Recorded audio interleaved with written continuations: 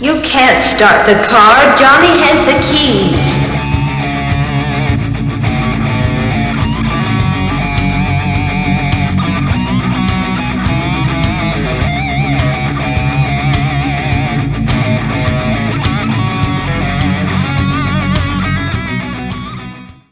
Hello, hello, and welcome out there in podcast and YouTube land. You have reached Johnny Has the Keys, as evidenced by this lovely title behind both of us.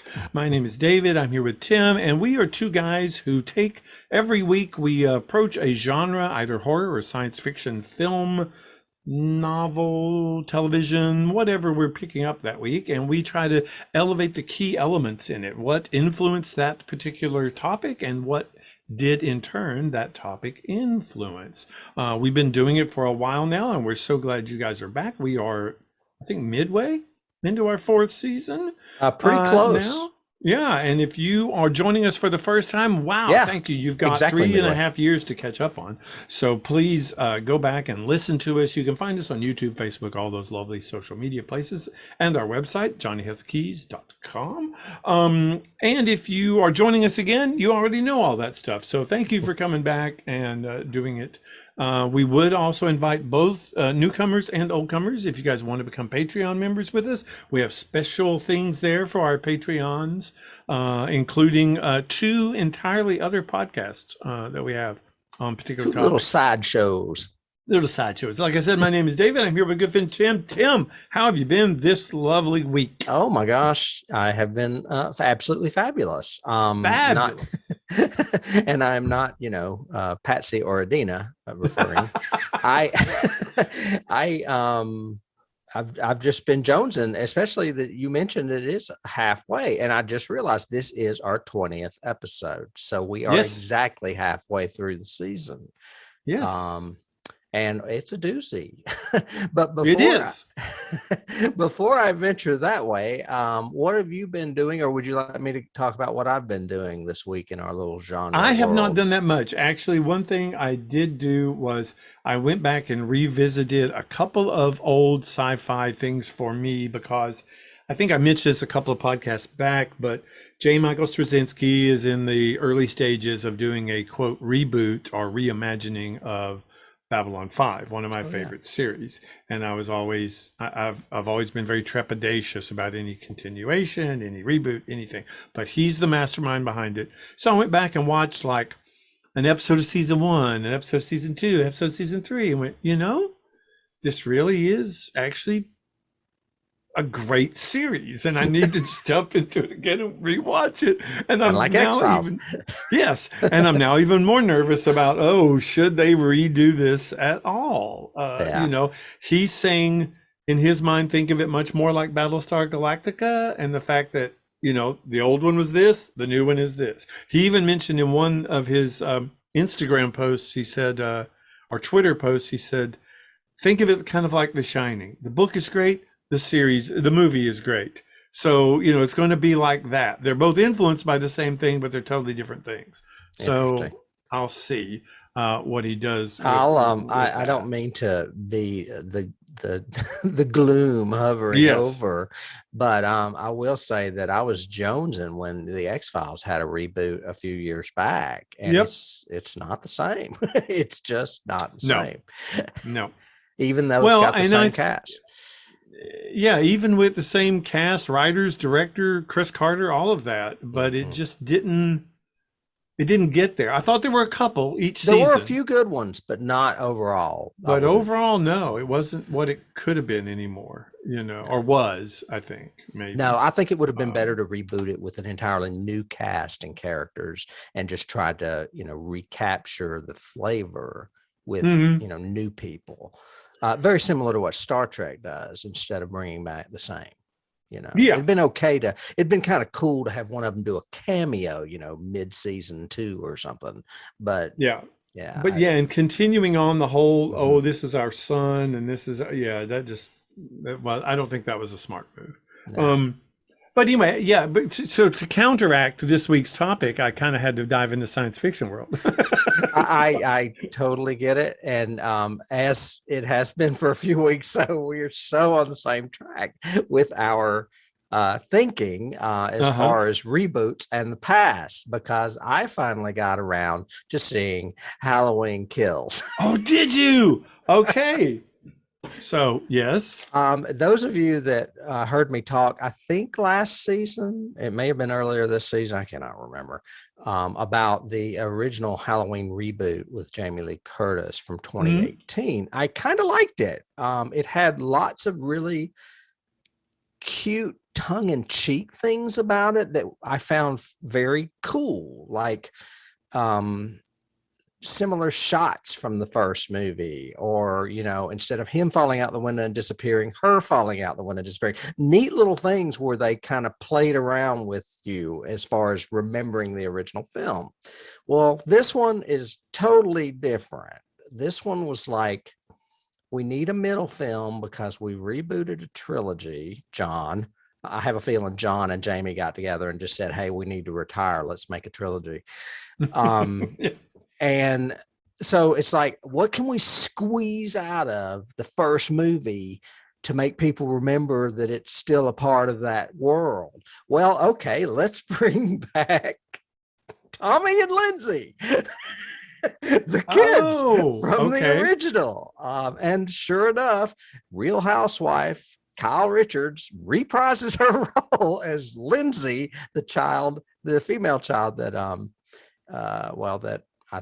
Nancy Loomis or whoever was babysitting, and then Jamie Lee Curtis ends up with. And Tommy is played by Anthony Michael Hall, John Hughes fame. I mean, it's squeezing a lot. Just squeezing as much as they can to try to relate to that first movie, including a completely CGI'd Sam Loomis. The Donald Pleasant's character makes an appearance in this movie. Yes, he's been dead for like 10 years at least, but he's in this movie in a flashback. That picture you see behind me, if you're watching on YouTube, is the CGI version of him in the movie.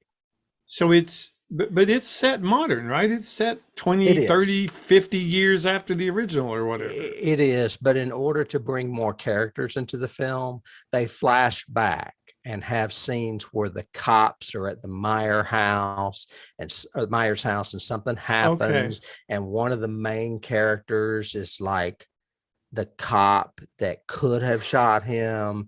And then there's also another character that's the son of the guy that is friends with Tommy and is also dating Jamie Lee Curtis's granddaughter. I mean, there's a lot of shit going on in this movie.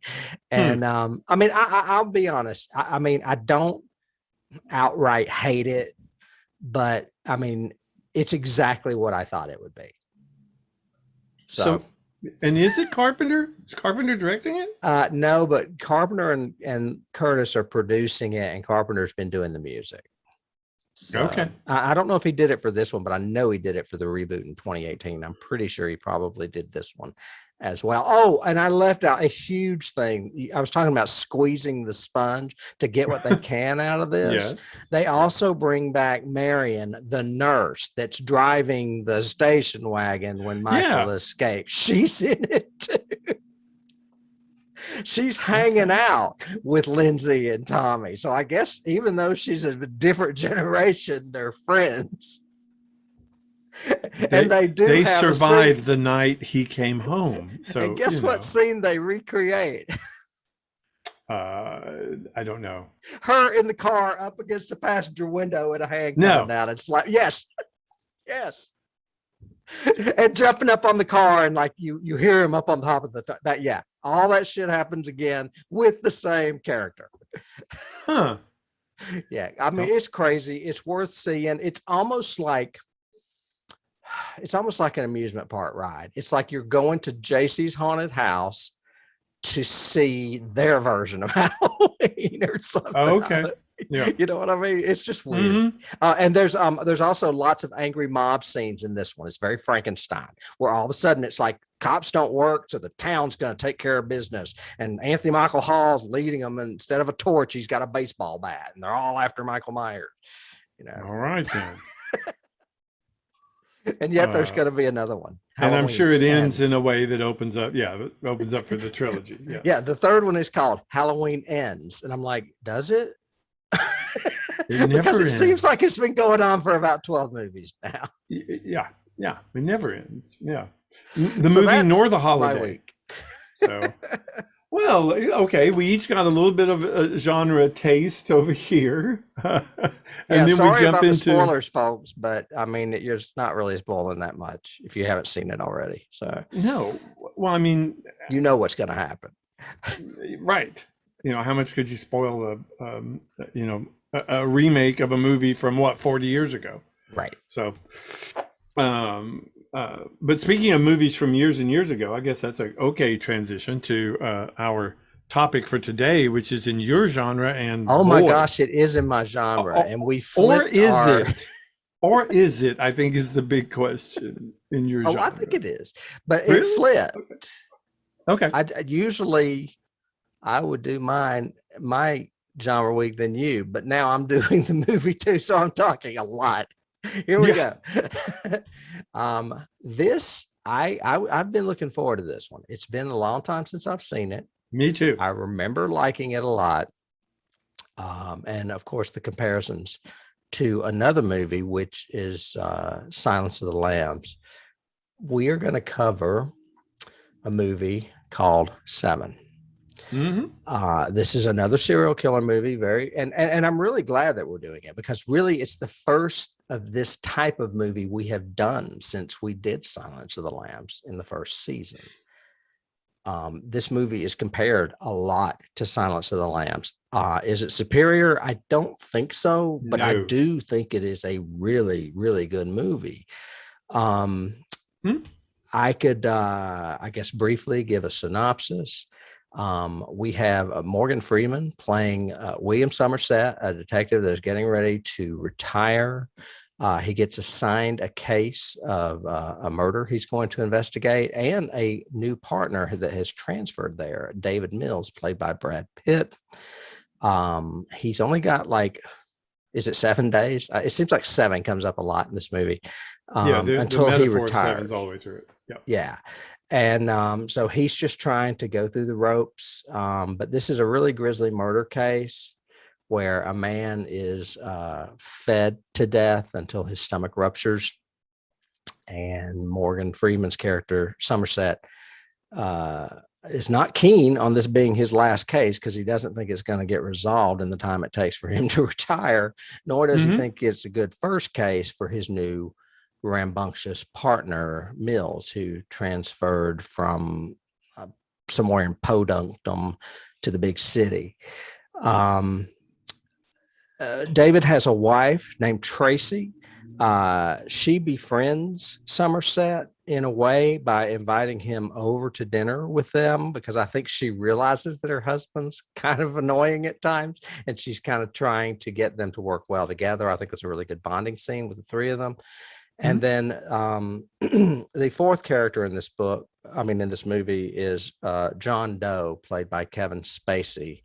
John Doe is the killer in the movie, and we come to discover that these murders that they're investigating are motifed with the 7 deadly sins of the Bible. The first one I mentioned already was gluttony. And then, of course, if you go down the list, they have greed and sloth and on and on and on. This movie has a very bleak ending, which is why a lot of people, I think, have a problem with it. I don't at all, because, I mean, even though I like happily ever afters, I also like my bleak movies too. I mean, The Shining's a bleak movie. What are your earliest? Silence actually ends with the killer escaping, the other killer, escaping. So there's that too. Right. I don't think it's just that the ending of this movie is bleak. This movie is bleak from the very beginning. Yeah. It stays bleak. It remains bleak. I think it's a choice that both the writer and the director made. It's definitely in Somerset's character. He is extremely, I don't want to say pessimistic, but he is. There's a bleakness to him. He doesn't like, even down to the very last Somerset mom sort of, or Hemingway quote at the end. Yeah. Said in Morgan Freeman speak, which is always good, no matter what the he voice says. of God, according to Brad Pitt. But yeah, I can see not only why people would be turned off because it is bleak and the resolution is bleak and everything, but also it's a very visceral movie, but not in a gore in your face, saw hostile sort of way. It's a visceral movie in what it doesn't show as well as what it does show, and that makes it even worse. We talked in Jaws about how not showing the shark is what made it actually scarier. And the same thing in this. We never see what happens to Lust and the hooker, but we see the after effects. What we imagine is not good, and what we imagine, we never see a full scene, really.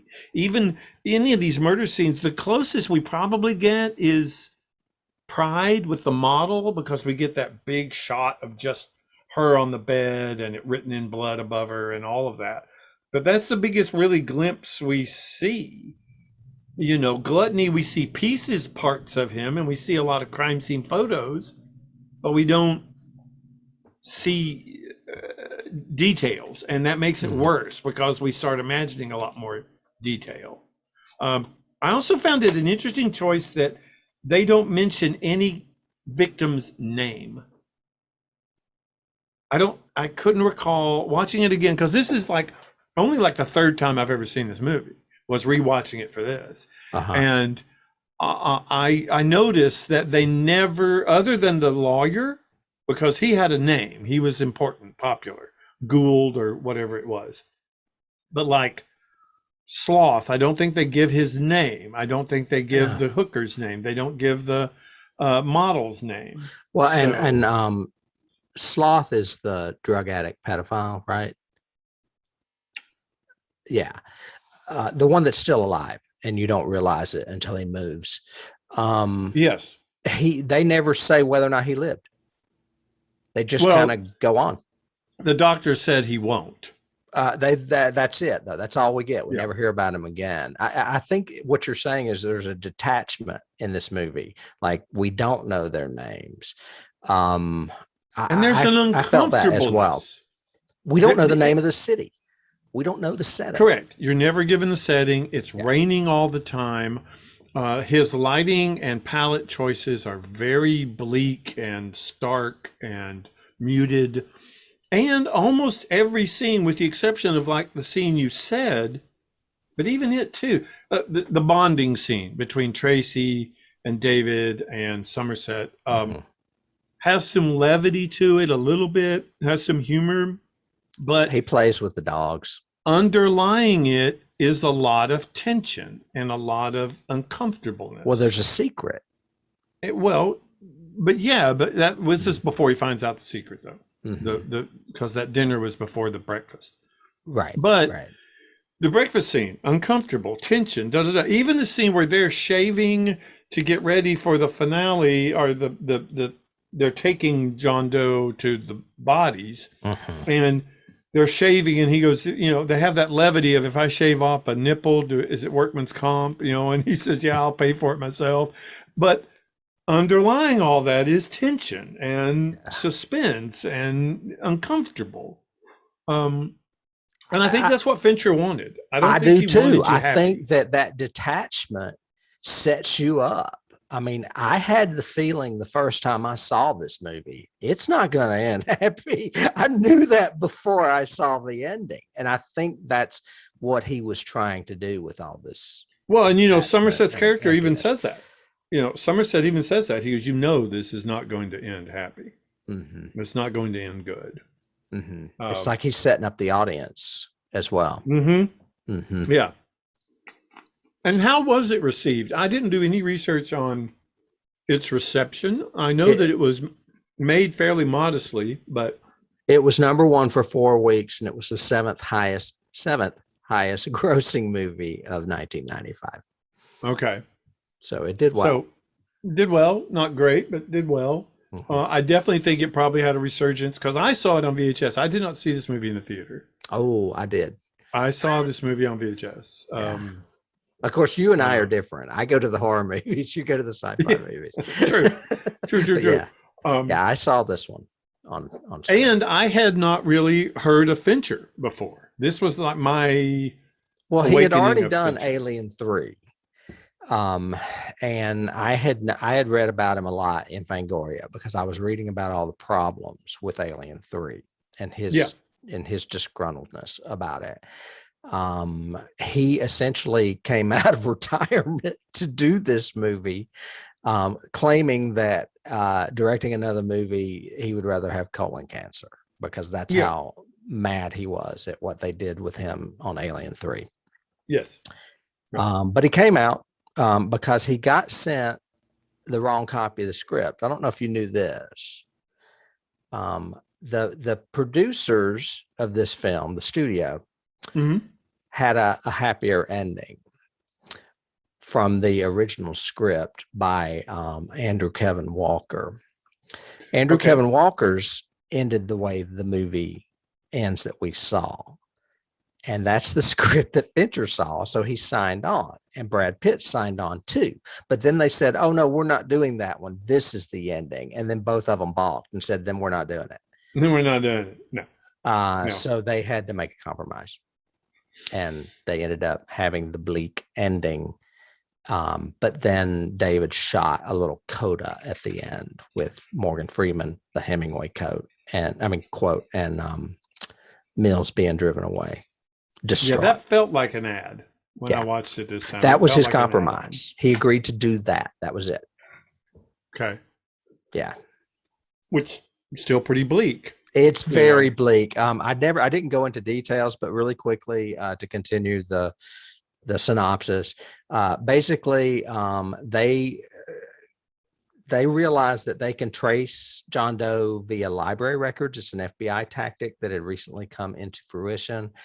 They find his house or his apartment, and it's full of all kinds of crazy religious stuff. Mm-hmm. And they find a clue that leads them to not to prevent the next murder, but to the next murder's body, which I think was lust.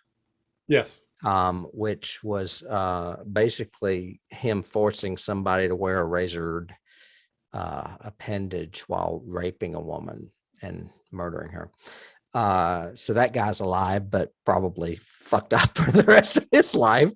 Then, or he has a new fetish. Yeah. And as they go back to the station, all of a sudden someone shouts at them. They turn around and it's John Doe standing there with blood all over him. He agrees that he will confess to the murders of Envy and Wrath if they will take him to a certain place where he can show them the bodies. And Somerset doesn't want to do it. Mills does.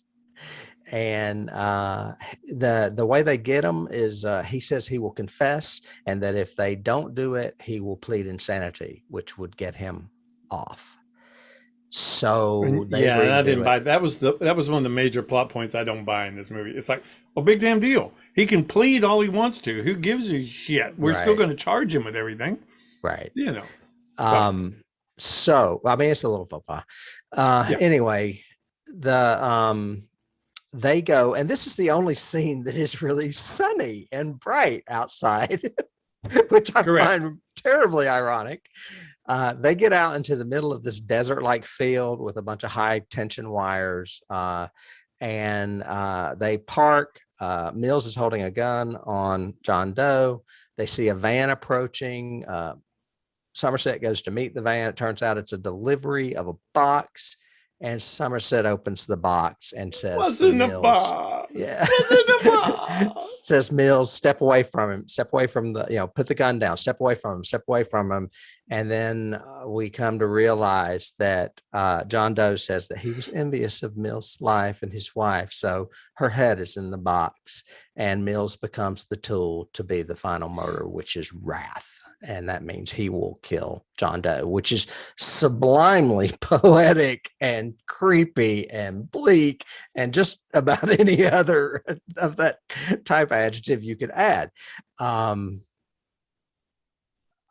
It makes you leave the movie like you've been gut punched, literally, because you don't want him to win, but he does anyway.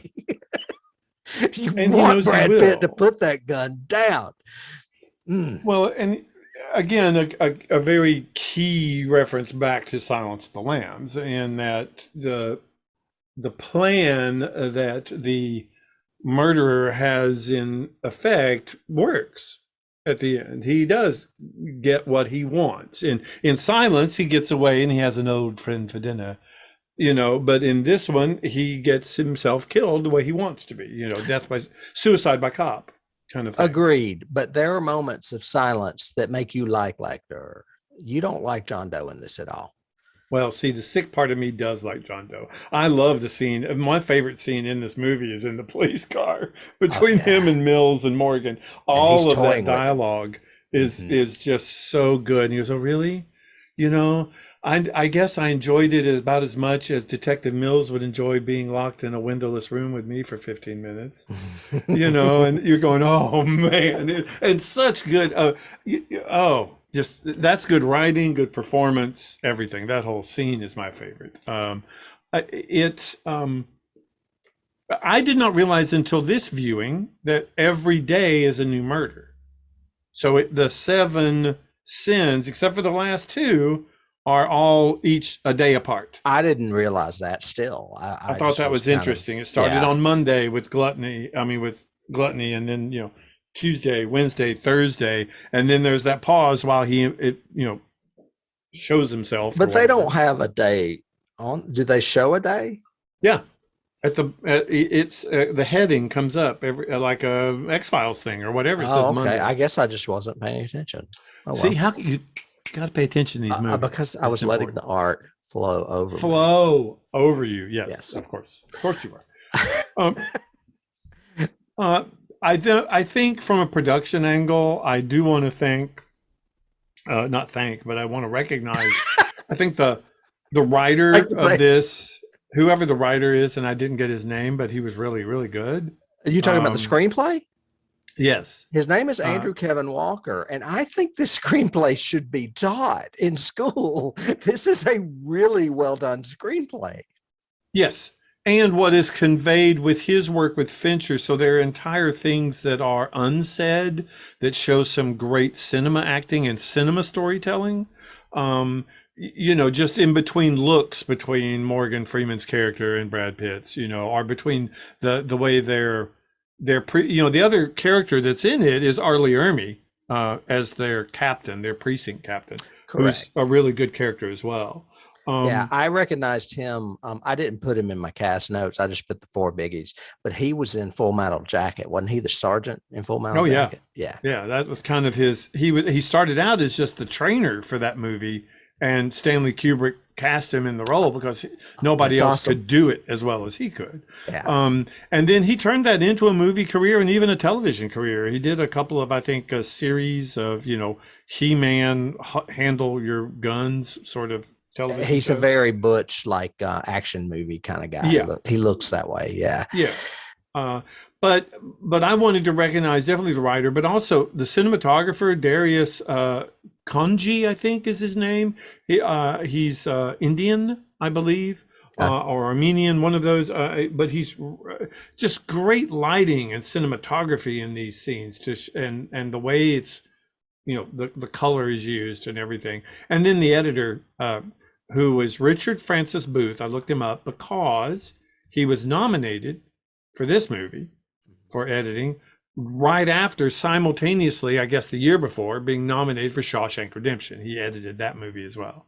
I didn't realize And Shawshank was just a year before.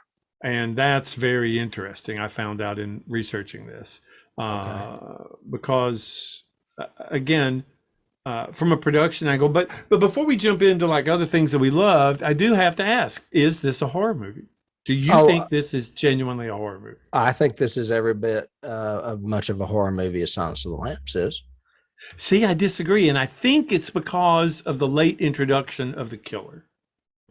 I didn't get the sense of terror or horror or dread or anything in this movie as much as Silence. Silence to me, I immediately go, it's a horror movie. This one, I say, it's a mystery with some really graphic stuff in it, in my opinion. I do not know if I would classify this as a horror movie because I'm genuinely never scared in this movie. I'm genuine, when they go to the crime scenes, I'm not afraid something's going to happen or something's going to jump out. Even when they have the huge chase in the middle, chasing John Doe, I'm not scared. I mean, I'm hyped up because of the chase. But the only time I get creeped out is when they go to his apartment. Then I started going, oh, okay, it's kind of creepy. And then the scene in the car is creepy, and then the ending is memorably. The ending is scary. just awful, and but you're leaving out a very, very key element of horror for me, and that is dread. And this movie is dreadful from the very beginning. We talk about slow burns. This is a slow burn. An anti-slow burn almost. It's slow and creepy, but they don't hesitate to reveal these victims steadily, and the dread just increases with each victim to me as it proceeds. It also it's foreshadowed a lot when Morgan Freeman looks at him and says, you are letting your emotions control you. You've got to stop this, when they're sitting at the bar. Yeah. And it's foreshadowing what's going to happen at the end. Yeah, I mean, there's a lot of poetic justice in a lot of this. There's a lot of symbolism in this. His use of 7 all the way through it is, in there, obviously. But I guess what I'm trying to say is, yes, I agree with the bleak. I agree with the dread. I think Somerset's character is not depressing so much as he is fatalistic all the way through this. And I get that. But I was not scared anytime I've ever seen 7, whereas in Silence, there are moments where I just go, or I creep out, or I'm just going, oh, no, oh, no, don't walk, don't do, no, oh, Well, you also have a lot more history with Silence because you've read the books, the sequels, the prequels, too. Yes, true. But again, I just think it's in the story. What if you took someone unaccustomed to this type of movie to it? Do you think they would think it's a horror movie? I think so. Possibly. I think it's again, one of the big keys, I'll just jump to it. One of the keys that I have from this is there was a sequence in CSI, the original CSI that was set in Vegas. There was a sequence, I think it started in like the 5th or 6th season and went for like 3 years. And it was the dollhouse killer. And what he would do is they would find this bizarre scene of a murder, and somewhere in that scene would be a little box, or they would get shipped a box at the forensics lab. And when they opened it, it was an exact miniature replica of the crime scene. Except if they looked close enough and did the right testing and there would be a clue there that would help them move the story forward. It's called the miniature murder, the dollhouse killer, whatever. But it was a lot like story that. Arc is what it is. Correct. And it went through, like I said, like 3 or 4 seasons. They never catching this killer who was so meticulous in his staging of the crimes. And that's what I felt like in this. This was a great procedural mystery. So, and the reason I bring this up, and I'm kind of belaboring it, is because I was thinking, okay, would I have felt more if maybe we had seen glimpses of his journals, or other than in the credits, if we had seen, which are brilliant, by the way. The credits are great. And so is the music choice of the Nine Inch Nails. Yes. Yeah. Yeah, because it said music by Howard Shore, and I could never find any reference to Nine Inch Nails. And I was going, that's definitely a Nin song. I mean, come on. Oh, yeah. It's Trent Reznor, who has also worked with David Fincher since on several movies. Many movies and series, too. But Howard Shore did do the incidental music in the film itself. And Howard Shore did Silence of the Lambs. Yeah. But so I kept thinking maybe if I got more of a hint of John Doe, either his apartment or him or something, the journey, whatever, more at the beginning, maybe I would have a little bit more scare. But I don't know. I'm just saying. To me, it wasn't scary. I don't know, man. I mean, he walks in. Well, of course, this is on a second viewing. But when he walks in and they're going up the stairs and he's yelling Mills, or Detective Somerset, whatever it is he says, and they find, and then he yells at them. He literally yells, and they turn. He is covered in blood. And if you have seen this movie before, you know that that's Mills' wife's blood that is all over him. Or it could be the models, because he went to her too, you know. Did her the same day. Both those are the same day. Okay. But he had to get that head in a box into a delivery before he went there to meet them. So I'm assuming it's his wife. Which goes into, you know, people who listen to Johnny Has the Keys know David will have some plot issues. Well, I mean, I don't think that was your average delivery man. I think he just found somebody and gave him a lot of money. Well, that's fine too, but still, there's so much in this plotting that is totally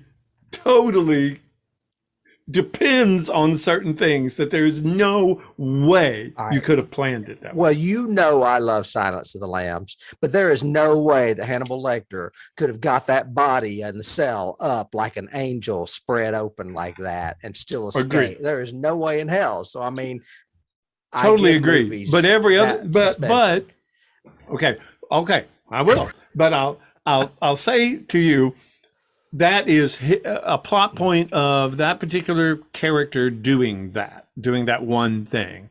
The rest of that movie is fairly well plotted. This one has so many things where it's contingent not on the killer doing something. He is planning on somebody else doing something in order for it to go forward. Mm-hmm. The very first one being, okay, so he planned this a year in advance, because he started torturing dude in the bed a year ago today, is what they say when they find the picture. Yeah. Right? Yeah. Had to plan it probably for longer than that. Somerset said he has, 12,000 journals or whatever, however many damn he counted or that he has there. Anyway. The first one is John Doe to your house.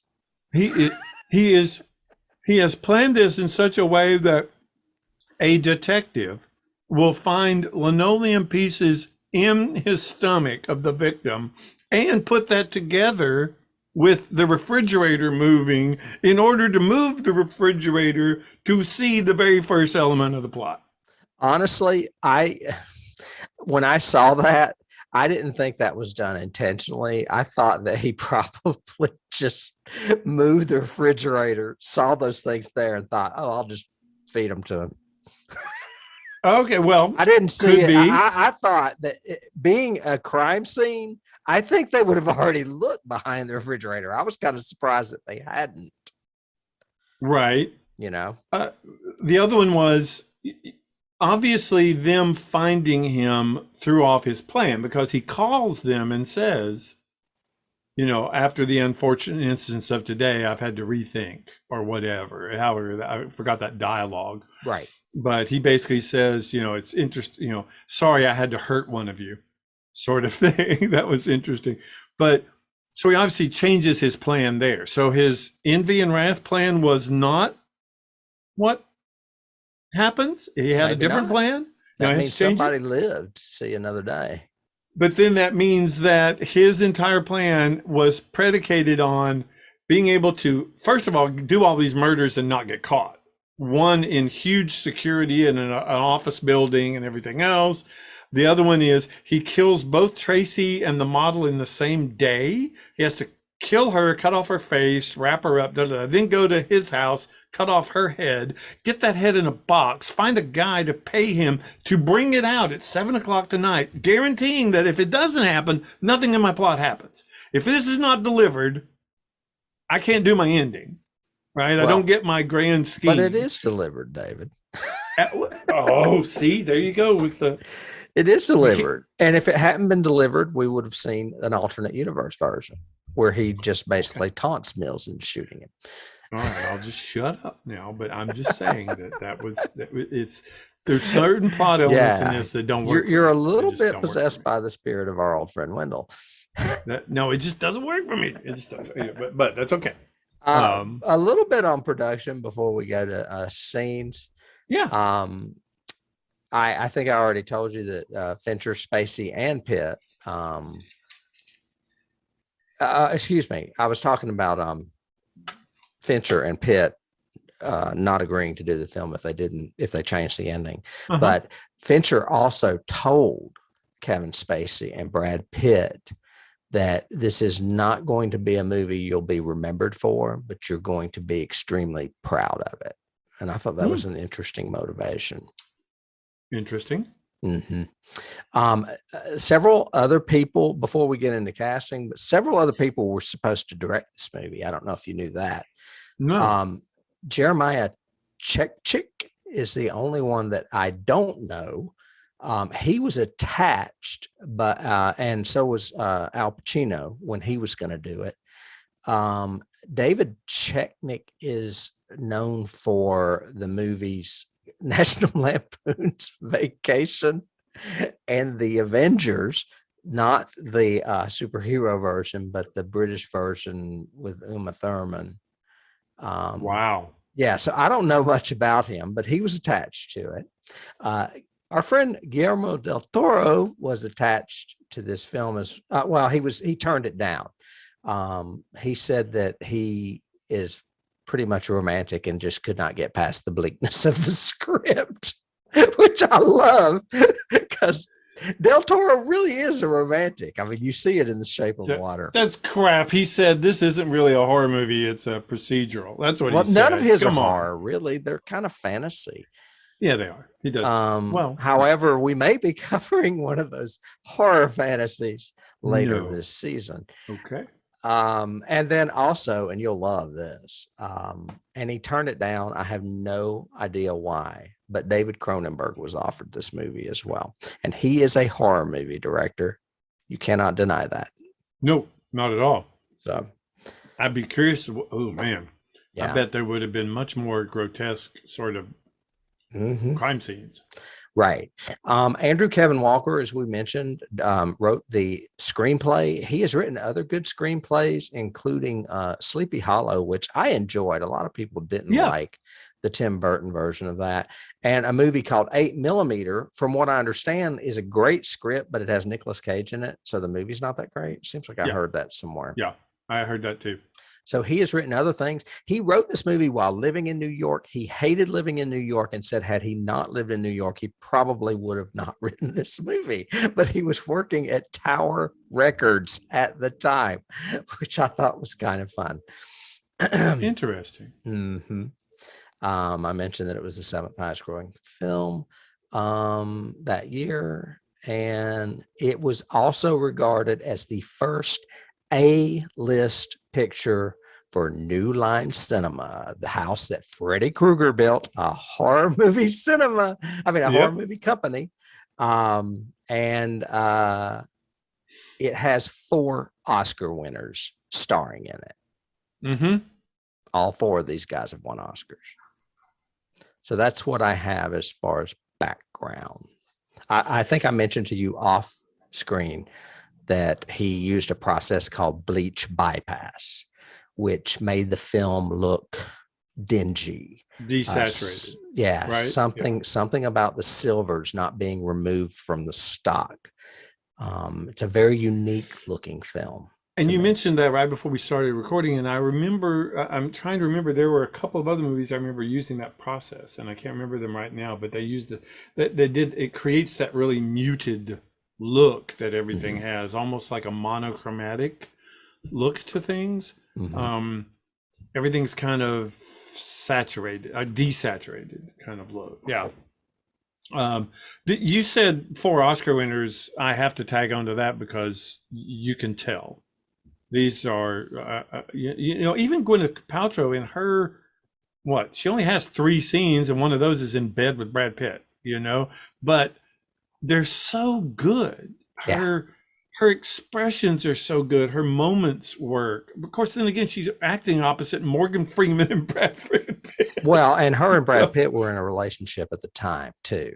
So they were very comfortable with each other. yeah, that you could tell that just Mhm. worked. All of the scenes with Somerset and Mills are great. They're good. They're nuanced. Um, Nothing seems to be.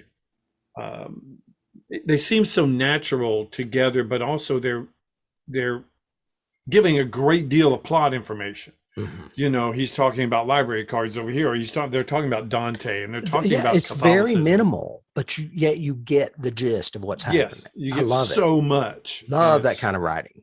yeah, Yeah.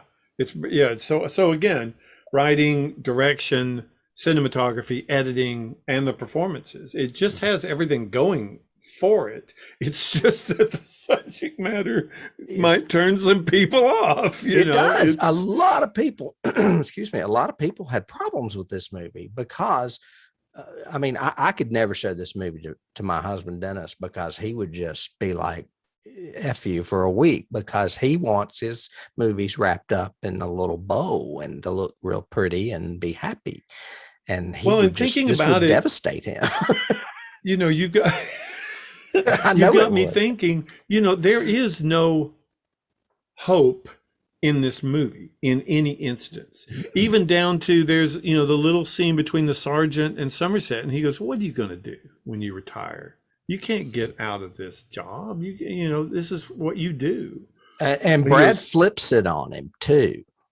mm-hmm. He says, you say you're retiring because the world's like this. I say you're retiring and using that as he like flips Yeah. the reasoning on him and gets Morgan to think. I mean, not Morgan, but Somerset, because at the end of the movie, you kind of get the gist that he's not going to retire Well, because he says in like right before the scene when they're getting out of the car and we're focused on the taxi, which by the way, hey, a bloody guy just got in my taxi. I think I'll drive him to the police station. Sure, whatever. But anyway, when he's hey, getting it's a out, they're fair. talking and he says, I'm going to stay on a few days as your partner. I'm not going to retire because I do want to see the end of this case. And Mhm. he goes, you don't do me any favors, man, whatever. But That was the so Nick Cage version. yeah, yeah. Sorry, but there's um, even down to she's talking about they just got pregnant, but instead of it being a happy thing, there is no hope for her. She doesn't like the schools, she doesn't like the town, she wants to move back, and he even says if you decide to keep it, Mhm. and I'm like, there's no hope in this movie. I The mean, that poor whole guy who scene, actually, I could put that in as key right now that I think about it. But that whole scene where he talks to her about whether or not to keep it reminds me of the scene where Ken Foree talks to the woman in Dawn of the Dead about, oh yeah, do you want to keep it? you want Yeah. to keep it, yeah, Hmm. and Because and their there's scenario's the same. It's bleak. yeah, Mhm. all of anybody who survives any or is even remotely attached to these crimes is hopeless. The doctor saying, well, this guy has been suffered the more than any other Okay. thing I've ever seen. Um, the poor guy who had to put on the razor thing is probably, like you said, is scarred for the rest of Oh, his life. that's a key too. I just realized I will put that. I just remembered something else. um, okay. You say it's not a horror movie. I say it is. But Yeah. you have to agree that even though it's a crime story, it's a hybrid of some sort. It is Oh definitely yeah. not just your basic crime story. No, This not at all. story is sick and evil and bleak. I can't use that word enough. Sorry, people, I will stop. But it is just depressing. Yes. And And that's what I mean. In a lot of those every emotions are scene. associated with horror. And there is no hope in every scene. Even like you said, the only real levity scene in this movie is the bonding scene over dinner. And he's uncomfortable because he's folding a napkin the whole time. And they're upset because a train keeps going by and they hate their apartment that they just rented. That's fun. And that is levity. You know? But I would also give a little levity to the bar scene and a little levity to the shaving scene where he's talking about workman's comp and stuff. That's correct. But like I bits. said, there's hopelessness underneath all those. Mm-hmm. So yeah, and they never mention the city. They keep talking about how bad it is living here. I mean, even that one story, it's just like 3 lines, but where Somerset is talking to the captain and says, 2 blocks from here, a guy was mugged and then the guy stabbed him in the eyes. And he said, yeah, I read about it this morning or something in the paper. So they were talking about something one of them had just read. Yeah. Right. And it's just bleak. Well, I mean, this, I've got another key. I'm giving away my keys here, but I mean, it reminds me of The Dark Knight because it's like Gotham City. It is just a dirty, grimy, crime-ridden city. Yeah. So there's references to other movies that are not even horror in it too. Yeah. Dark Knight's a good one I had not thought of because again, a very police sort of procedural about this killer who's on the loose, but with a bleak undertone, a very dark underbelly. Kind of very dark. Before we move along to cast, and I have a lot of information on casting, what scenes stick out to you? Let's toss a few of those out there real quick. Well, you know what I'm going to say. Gluttony always sticks out to me because it is the first one. That one. And it is shown so atmospherically. Mm-hmm. That one sticks out to me. The 2 the 2 humanistic scenes, meaning the dinner scene, I like a lot. Mm-hmm. The breakfast scene, I like a lot. The 2 of them, their dialogue, their intimacy, that's a really nice scene between Freeman and Paltrow. The jump scare, of course, the jump scare scene, because whatever the hell. And again, we get such weird glimpses of this body on this bed that we don't know what the hell has happened to him. We just know it was not good. It was not. I mean, he basically flailed the guy. He starved him. Whatever. He kept him on drugs. He's emaciated. You're talking about Sloth, right? Yeah, and the fact that Sloth suddenly fucking sits up. Okay, then, dude. He doesn't sit up. He gasps, and the breath is what scares you. Yeah, that's my scene right there. I'm like, that's a jump scare. That sent me over the edge because I had no idea that guy was still alive because he looks like a fucking corpse. Yeah, of course not. And then the apartment, of course, his apartment. And then the final scene. Of course, you always remember the final scene. The final scene is like the one you see at the Oscars. What's in the box? It's on the Oscar trailer reel. Of course. Of course. What about you? I was going to mention the Sloth scene too, because it did scare me, and it's the closest thing to a zombie in this movie, so I'm going to like it. I will say that the actor, I don't have his name. They cast an actor that only weighed 95 pounds, and David Fincher jokingly said, "Hey, lose some more weight," and he lost 6 more pounds. Oh my God. I know. He thought the guy took him seriously. Of course. So the guy already looked emaciated. And then, of course, Rapatin did the effects for this movie. I think, did you know that? I did not. Yeah. I'm pretty sure, unless maybe I didn't put it in my notes. That's good, though. Yeah. The effects are amazing. That may be something I should check before we get off of here, but I'm pretty sure Rapatin did the effects.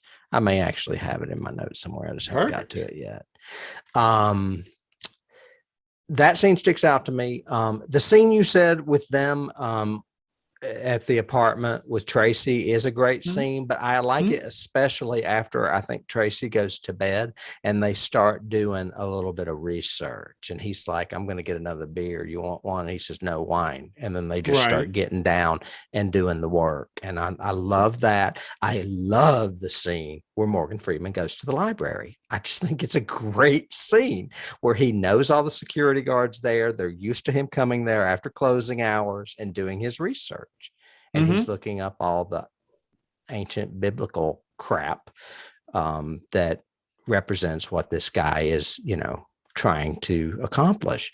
I didn't mention this. I could do this really quick, but the 7 deadly sins are lust, gluttony, greed, sloth, wrath, envy, and pride.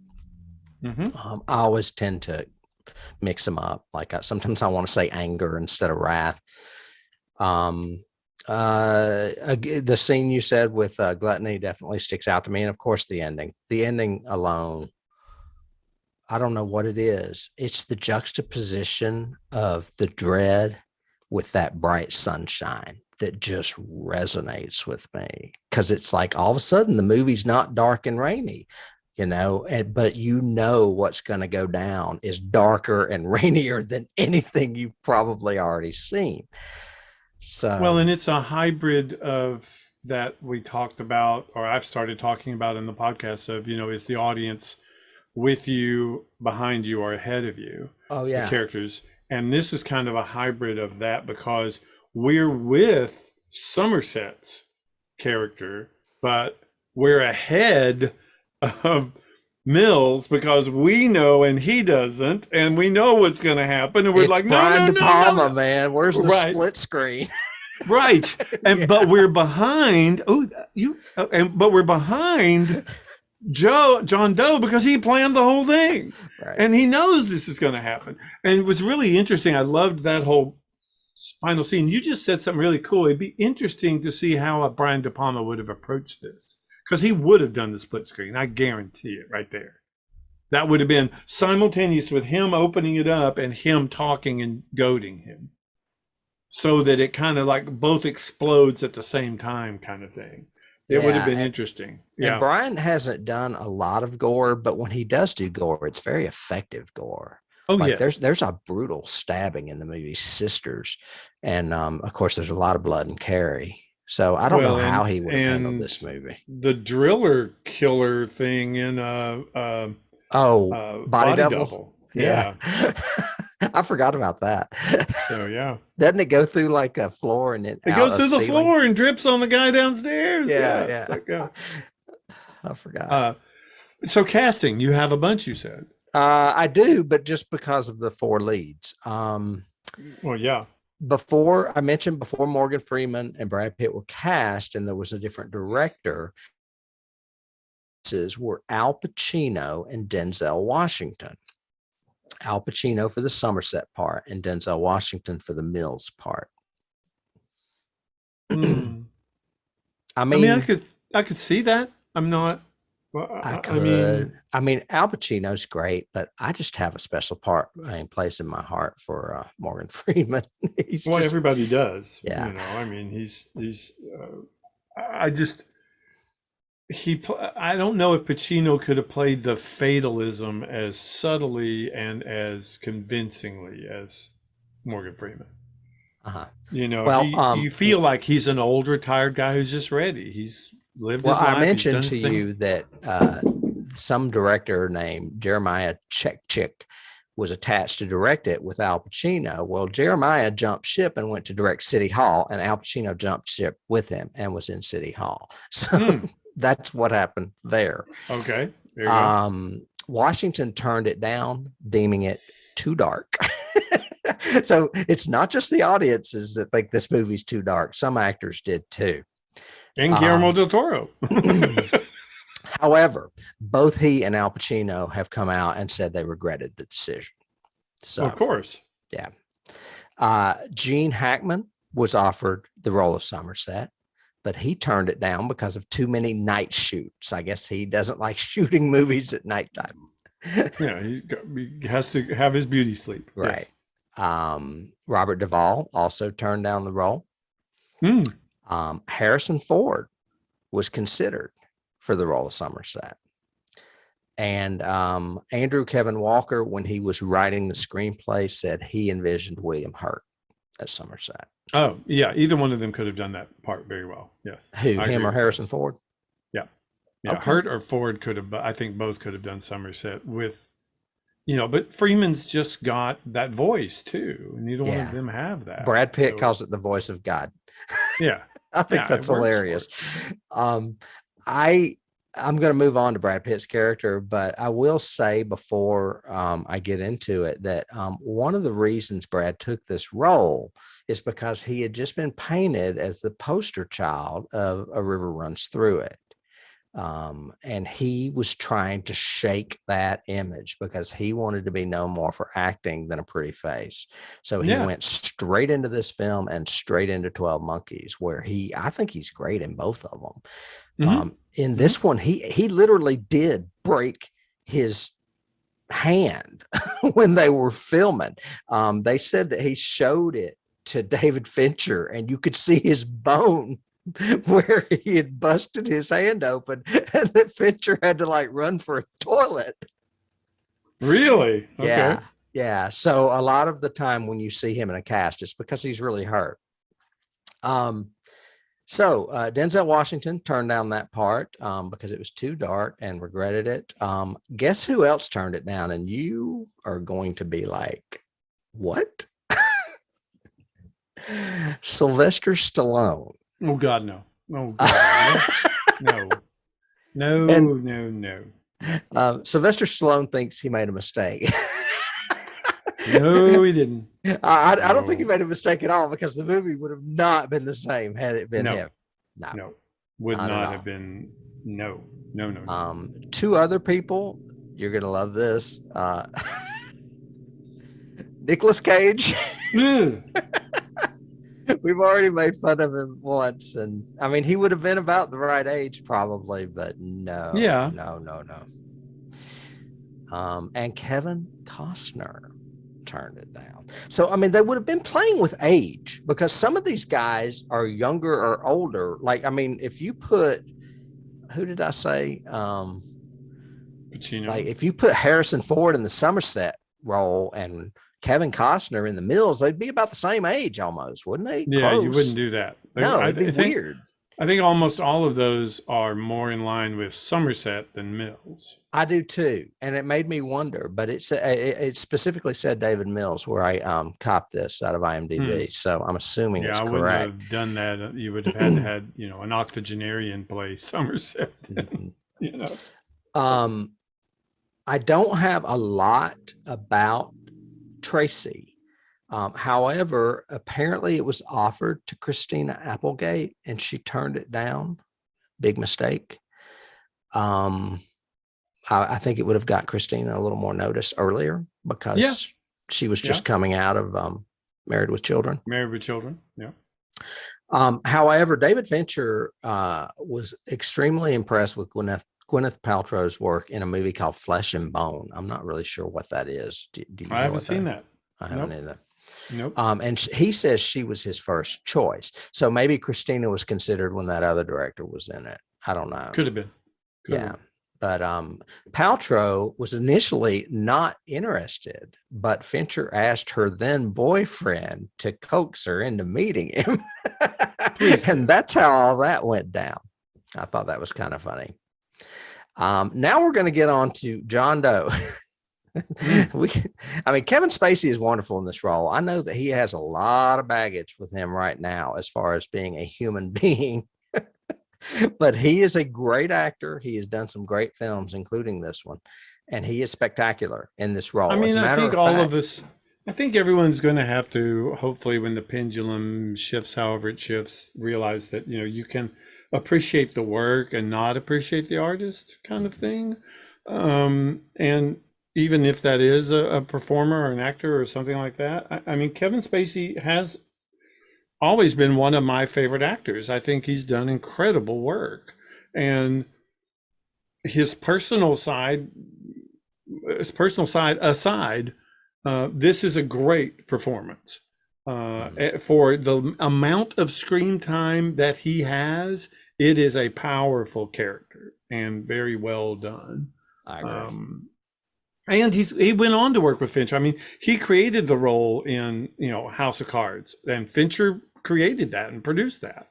Mhm. And that was a huge Spacey thing before the fallout. And I think he was already known. I can't remember if it was Garden of Good and Evil or Original or Unusual Suspects, but well, Usual Suspects came out like a week before this or something. Okay, because he wanted to be billed in order of appearance or something. He didn't want people to know he was in the movie because they would guess early on who the killer was or something. I can't remember. They did something to try to disguise that. Anyway, Kevin Spacey was not the first person considered for this. Apparently, Val Kilmer turned it down. Okay. I mean, Val can be wonderful. He's got a reputation too, though, now that's a little cuckoo. Yeah. Yeah.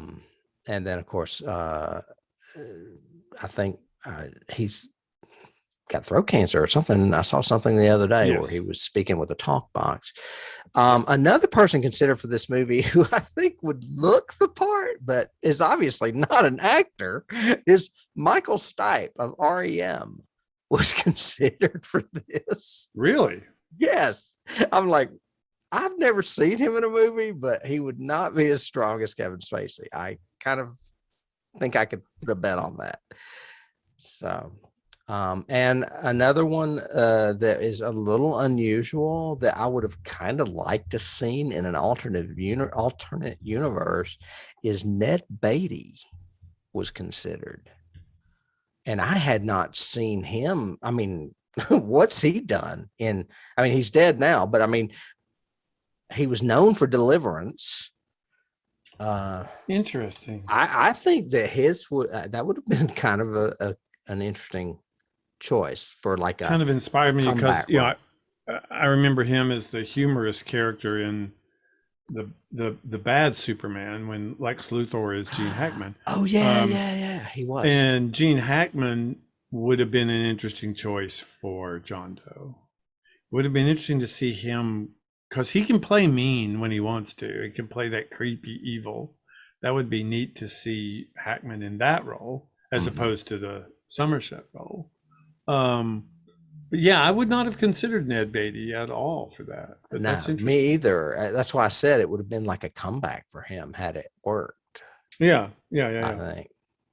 But anyway, that's all I have. But I mean, I knew I had a pretty good bit for 4 different actors. I mean, that's a generous bit of casting there.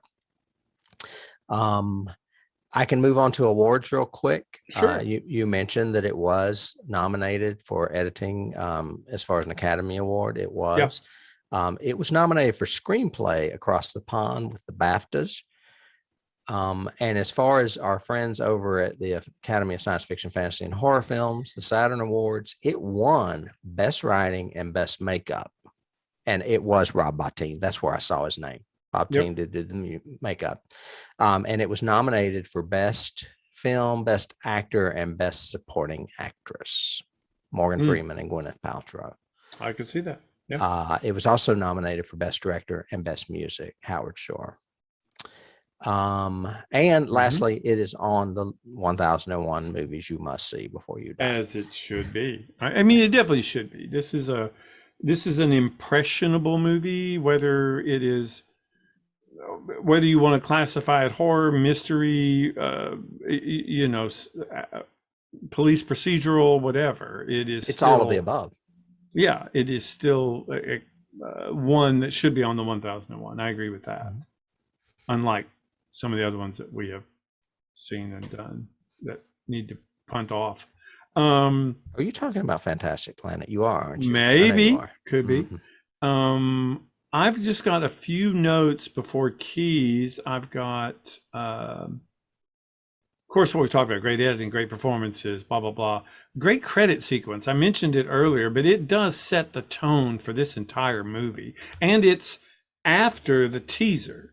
So there's a teaser and then there's the credit sequence. And it's very visceral. The music is great with 9 Inch Nails, and it just sets that whole tone for the movie, I think.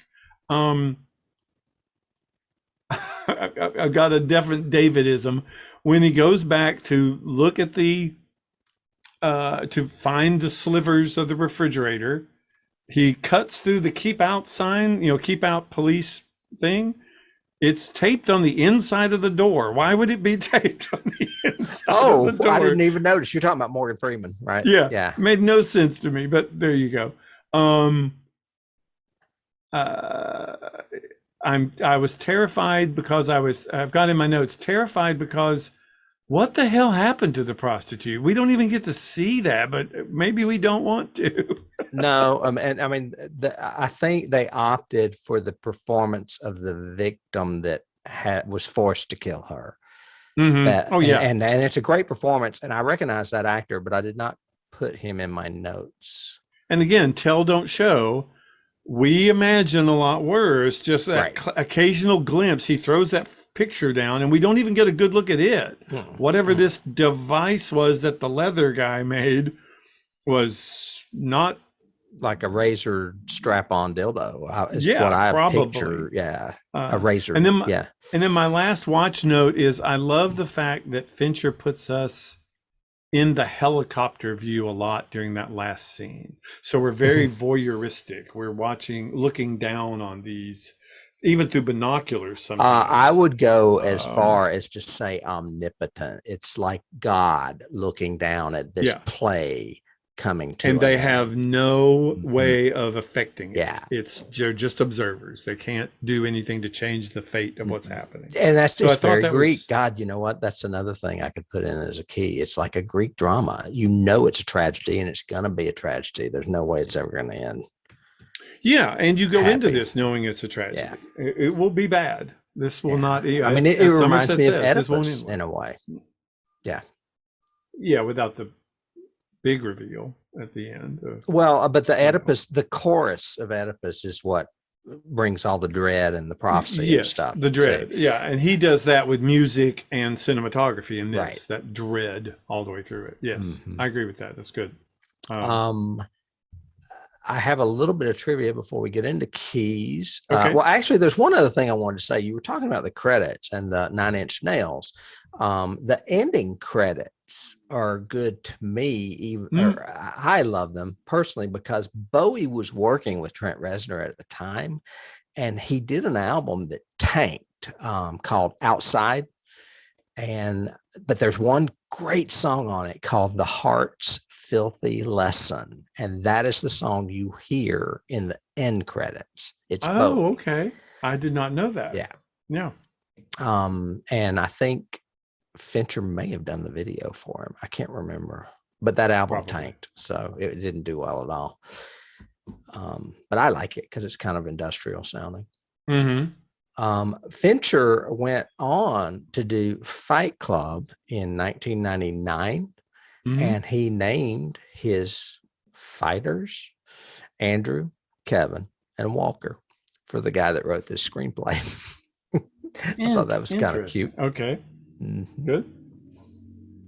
And then as an afterthought, it says, needless to say, Walker did uncredited rewrites for Fight Club.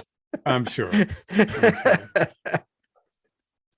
Did you have anything else as far as nothing trivia wise or anything like that. Again, great screenplay, great director, great movie overall. I do have a few keys. Yeah, let's hear them. Before I jump to keys, and I think I mentioned this on a podcast when I had seen it months and months ago, but Fincher's latest work is Mank. You have mentioned that. Which again is probably, trying to think, I think it's probably Fincher's best movie. This is really good and a really great movie. And Fincher did a good modern adaptation of The Girl with the Dragon Tattoo. I think he directed the US version of that. I much prefer the Swedish version, but the US is good. Again, a dark kind of look like this. But Mank is brilliant. It is such a really good movie, and I'm really hoping that he might be nominated or was nominated or whatever for it. Anyway, You just reminded me of something I was reading earlier before we started about this movie's bleak ending. Someone said that this movie has the bleakest ending since the foreign version of The Vanishing. Oh my gosh. And that was also, wasn't that a Swedish film? I think that was from the Netherlands as well. And it's really good. Yeah, just mentioned that. The original. I didn't really like the Kiefer Sutherland, the remake, the US version. I haven't seen either. Yeah. See the original. The original's good. Okay. But what? A foreign film? Well, there are a couple that are out there that are good, and they're both in your genre, ironically. You said is Girl with the Dragon Tattoo a horror movie or a crime movie? Good point. It's a crime movie. It's not a horror movie, although it's got some really scary scenes. But it's a suspense crime. Okay, my first key, just like yours, going back to Greek Chorus, my first key is film noir. This has a lot of that noir feel, that detectives from the 40s, that really washed out tone, the way especially the way Mills's dialogue is so pedantic and, domestic and cussing all the time. It's has that kind of hard-boiled detective kind of feel to it. Mm-hmm. Totally agree. It's my first one. My second one is Lethal Weapon. This is Lethal Weapon if it was bleak. Oh my God, you're right, because he is a little crazy because he's so rambunctious. Yeah, and then you've got the old guy who's getting ready to retire, who finally takes on one last partner kind of thing, and they have this huge case that bonds them together kind of thing. So it was very lethal. I got a lot of Lethal Weapon vibes when I watched it this time. Yeah, I hadn't really thought about that. And if we want to go comic, Odd Couple. Well, and wasn't Danny Glover retiring or something? Yeah. His character was retiring. That's the whole point. Oh my God, there's a lot of similarities there. Yeah. So it's Lethal Weapon with a bleak, huge undertone. Yeah, it's like the anti-lethal weapon. Yeah. Odd Couple or any of those police procedurals that developed from this, I think. There was a lot that were the buddy cop kind of movies that they even spilled into television. And Falcon and the Winter Soldier. Yeah, Falcon and the Winter Soldier. There you go. That's the one. There was one before, before this, I think, as far as I'm thinking, back in the 70s. 48 Hours was one that would probably fit. Yeah. Because that was a buddy cop one that was kind of dark with Nick Nolte and Eddie Murphy. Well, then, the 70s and 80s had a lot of the singular detectives, the Columbos, the Banacheks, the Kojak, all of those. It wasn't until, and I'm not sure if it was around the same time or whatever, but definitely after this, a lot more of the buddies on television and in movies. And one of them's we've got to obey the rules, and the other one's, no, we break the rules every now and then, and it works because, we're cops and we do, or whatever. One's the gruff one and one's the nice one, however they tried to do it, I've got, I'm doing all mine. What are yours? You got keys? Well, I mean, we can't miss the elephant in the room. We already mentioned that Silence of the Lambs, to me, I mean, there's a huge homage. And this movie came out Silence won the Oscar in 91 and this came out in 95. So it's just 4 years later. Mm-hmm. But I would go even further back to the one that Michael Mann did called Manhunter, which was a little bleaker and a little grayer than Silence. Does that make sense? I mean, I don't mean, I think Silence is a much better movie, but the Manhunter seemed grittier to me, which this movie Michael Mann, grittier. Yeah, it was Michael Mann and much grittier. I agree with that. You said Manhunter. I've got in my notes Mindhunter, the Netflix series that came out a few years ago. Again, you've got the older guys established, the young kid that comes in, and then partnering together, they're trying to solve these horrible. I love that show. Crimes, yes, and I think Fincher produced that. I'm I think pretty sure Fincher. he I think did. that's Fincher's baby, and that Yeah. they're waiting on him to do a third And season. they're waiting on him to do the next season. Wow, that makes perfect sense. Now but that I'm I had pretty completely sure forgotten that was that's a his series. I'm pretty sure that's a Fincher film. Yeah, I think it is. I think he may direct them too. Right. Yeah, he's definitely a producer though. I've got torture porn. I think came from this. I mean, Saw, especially Saw. This Hostel. brilliant criminal who is putting people in horribly body horror situations. Or almost artistically, Yes, artistic choreographed murder. Well, and which that's is an also element. very in Silence of the Lambs. I was just about to say that's an element that goes with Silence and even Hannibal and beyond. The other novels, is that the serial killer as artist or as torture as genius. artist. That sounds like a book. The serial killer as artist. As artist. Written. I've got a little bit of Agatha Christie. This is a mystery we are wanting to solve. We're wanting to know the little bits and pieces of it, except instead of a drawing room, we're in a room with a guy in marinara sauce with a bucket of vomit, or whatever. But, it's that kind of thing. I got, again, one of my favorite scenes was his room, which has a huge neon cross over his bed and everything, but I got a lot of exorcist-y kind of vibes there. I think it was because of the Catholicism and trying to go into the church, but a lot of symbolism, mythology. I mean, Somerset paging through those journals, and we're just getting a sentence every now and then of some kind of horrible cruelty or guilt or pain. Yeah, and Friedkin movies of the 70s were gritty to me too. Because I mean, French Connection's a gritty movie. Exorcist is a pretty gritty movie. It's that we've talked about it before. That whole school of great 70s cinema just has that look, and this movie could easily be the stepson of that look. Okay, that's a great point. That's an excellent point because the 70s had that, the directors wanted realism and wanted realistic scenes and realistic locations and all of that, and everything has that gritty point of view to it, whereas the 80s became this very glossy, almost studio produced sort of look to everything. This might be a return to that in the 90s with Fincher. Yeah, he's trying to get back to that 70s vibe. That's a great point. That's really good.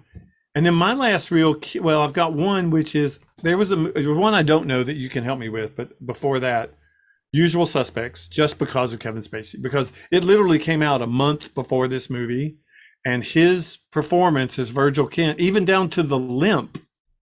I don't know why he limped as John Doe, because as soon as I saw him in silhouette limping, I was going, oh, it's Virgil Kent from it's Kaiser Soze. Look. I thought he was limping because of the chase scene with Brad earlier, where he didn't kill Brad or could have been Mills. Yeah, could have been. But we never really see him mobile until he's being chased. So, but yeah, Usual Suspects for me. And then my last one, which you have to help me with, is there was a movie where a guy had a razor dildo. Oh, that's what I've got it. That's my key. That's my key. Hands off my key. Okay, go for it. I don't know. I don't remember the movie. It's Crimes of Passion. It's a Ken Russell movie. Ken Russell with Kathleen Turner and Anthony Perkins. Yes. Yeah. Okay. And he is a whacked out priest, or he's dressed as a priest. He's a preacher. Yeah. Yeah, and he's killing prostitutes, and he has. There's this one hilarious scene where he's unpacking all these sex toys, because I remember him holding up one and going, auto suck. And then he holds up a dildo. And when you flick this switch on a dildo, razors come out of it. And you're like, ooh, fuck, that's some serious business.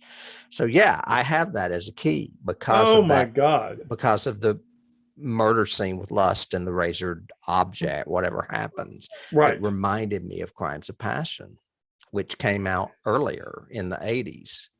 Well, there you go then. Yeah, Ken Russell, who we have covered before in Altered yes, States. Altered States. Mm-hmm. But yes. So that was my last one. I mean, what else do you have? Well, you mentioned CSI programs Yeah. and procedurals. I would go ahead and throw X-Files in there as well because of the autopsy scene of Gluttony when the guy is like saying, yeah, this stomach ruptured or whatever, and he's like holding up these oversized body organs. Yes. Like, gross. Yeah, It's like huge. It's a guy, and it's not Scully, but it's close. I mentioned Dawn of the Dead just because I never really thought about it until you mentioned it, but because of the conversation between Ken Voorhees' character and Franny, Peter and Franny, that is, over the potential abortion of her unborn child because they're in such a dire situation at the mall filled with zombies. I have Batman down, but what I meant specifically was The Dark Knight. We mentioned that. Yep. Because this is an unnamed city, but it's very much like Gotham. It is very dark and crime-ridden and gloomy and rainy. Oh yeah. And then you mentioned we mentioned film noir, Lethal Weapon, buddy cop movies, Manhunter, Mindhunter. Maybe that may be it. That may be it for me. I think Crimes of Passion was going to be my big reveal. Yeah, and I didn't know it, but I remember that. But there was, you reminded me of something that I think is clever too in the screenplay again and in the performance of, we see that autopsy scene and and Mills is a little disgusted with this person, this poor victim, but he's mostly disgusted with him. And it's ironic that, or good writing, that then in that last scene, building up to that last scene in the police car, Spacey taunts him with that, with these weren't victims, this this guy that you would have made fun of with your friends on the street if you'd saw him, you would have avoided him. He gives this horrible description, and you're going, yeah, I kind of had that thought when I was seeing the autopsy or when I was seeing the victim. I was like, yeah, probably true. Right. I read that it took 14 hours to do that makeup. For Gluttony. Mm-hmm. Wow. Yeah. Yeah, it was pretty nasty. Pretty nasty. Yeah. Yeah, back to I just thought of something else key-wise that is a tag on to you, but you mentioned Agatha Christie, and I was trying to think what Agatha Christie, and I think the closest thing it comes to resemble is 10 Little Indians, which is also, and then There Were None, because you're anticipating the next murder. Because we're given a precept to begin with. We're given a recipe. I mean, we know these 10 people are going to die. In this movie, we know 7 people are going to die, and we're just waiting for the next one. So that's very much an Agatha Christie key. Yep. Yeah. And it's that, again, we're ahead of the characters because we know the recipe. We've been given that to begin with. Mm-hmm. So that the kind recipe. Yeah. Or the precepts, whatever the concept is, that it's there. You were talking about, you also reminded me there's a lot of this. You don't see it in the pictures you have up right now because you got the last scene, which is sunlit. But in a lot of other images from this movie, they're very similar without the green tones. They're very similar to the way the Wachowskis did Matrix. Matrix has that real desaturated look as well. Like that. Yeah, they have that kind of look. Even that one, the one of Gluttony there is even has the green tone, so it looks like Matrix. Mm-hmm. They are very green toned. I know exactly what you mean. I did not pick up on what you were saying, but I do now. As far as the Matrix was, you think of the color green when you see that movie. Right. Well, and you also, the blacks are very black. Everything is a very flat palette to it all the way through. Even when they're aboard the ship, the Nebuchadnezzar, it's done in those metallic-y, rusty colors, but they're all very bleak. Very bland kind of looking. which is the way this is. It's a very washed out kind of feel. Yeah, it is. The only colored scenes other than the sun at the end is the scene where they're in the apartment. That's very warm too. Everything else is cold. Yes. Oh yeah. Yeah. Even when they're outside in the daylight, in a couple of those earlier scenes, like with Gluttony and everything, It's white. It's raining and it's white or and gray. it's overcast and it's ugly. Yeah. So, Yeah. Well, so yeah, I guess that a week of bleak. it is. Yeah. So welcome to the midway through our season. The depressing midpoint of our season was David Fincher's Seven.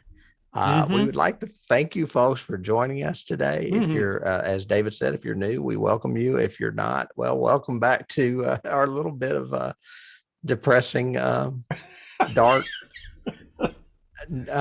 non-genre specific horror. There you go.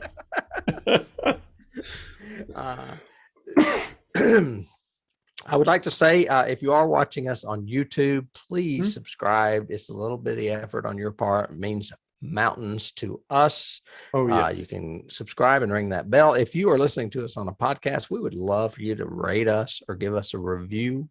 If you follow us on YouTube, we do have a Johnny Has the Keys page on YouTube. Please suggest movies. We are always open for films.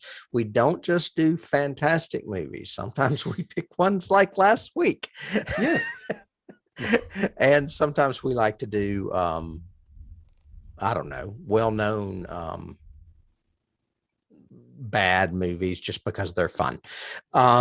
So anyway, and then if you, as David mentioned earlier, you can find us on Patreon as well, where we have plenty of free material, as well as a couple of subscription shows on Star Trek and the X-Files. David, I have totally enjoyed this, my friend, as I do every week. Yes. And we will see you next week in your world, a somewhat familiar world. I believe it's the same year even. What could might it even have be? the same cast member. What? Can't wait. There's your hint, folks. You got 7 days to watch it. 7 days, ironically. See you, Tim. Bye.